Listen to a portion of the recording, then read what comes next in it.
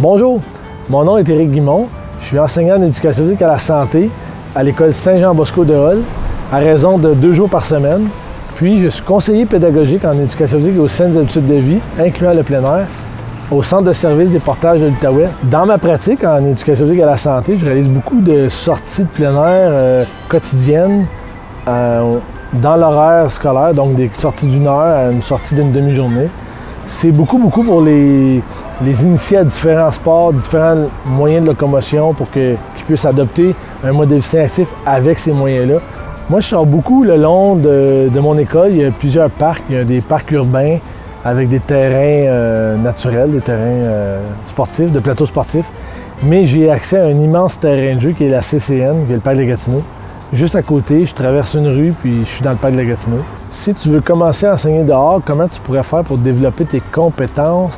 La première chose, ce serait d'aller voir avec le conseiller pédagogique en éducation physique ou celui qui a le dossier plein air, de voir comment on peut élaborer le plan ensemble. Un conseiller pédagogique, c'est quelqu'un qui va être disponible pour les enseignants pour voir tout ce qui entoure la pédagogie, la gestion de groupe, etc., etc.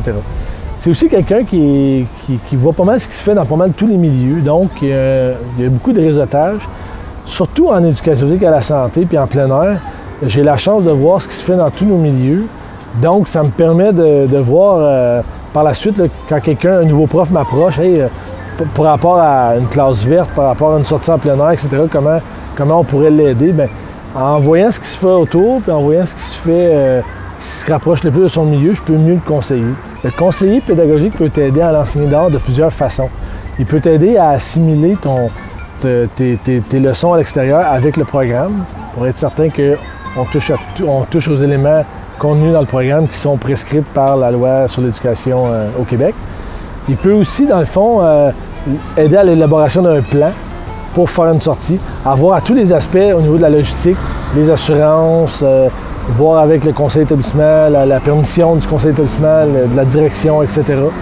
Il peut aussi aider les enseignants à avoir une bonne logistique au niveau de la gestion du matériel et aussi la gestion de classe. On s'entend qu'amener des élèves dans un contexte scolaire en plein air, la gestion de classe est différente de s'ils sont assis dans un local de classe. Par la suite, il y a aussi tout l'aspect formation continue, où est-ce que là, on retrouve des initiatives plus régionales, comme le camp des profs qui a eu lieu ici en Outaouais, qui permet à des enseignants d'échanger sur des pratiques pour encadrer les élèves en plein air. Puis, il y a des initiatives aussi qui sont plus provinciales, c'est-à-dire le colloque plein air, parce que là, c'est vraiment au niveau de la province, là, beaucoup d'interventions, beaucoup d'ateliers sur une panoplie de sujets qui ont lié au plein air. Il y a plusieurs guides qui existent au niveau provincial qui ont été créés dans le passé. Il y a, par exemple, la FEPEC a créé le guide en plein air pour les enseignants. Ça, c'est un guide qui a les grandes lignes, si on veut, là, de faire une sortie en plein air.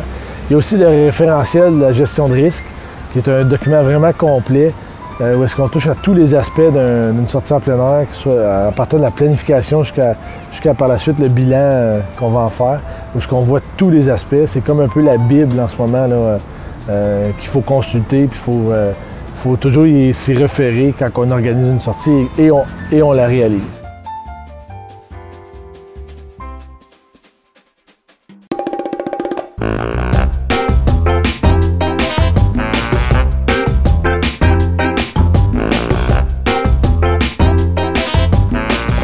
S'organiser.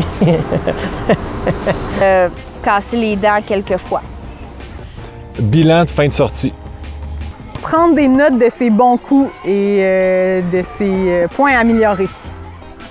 Avoir la chance de parler à un mentor.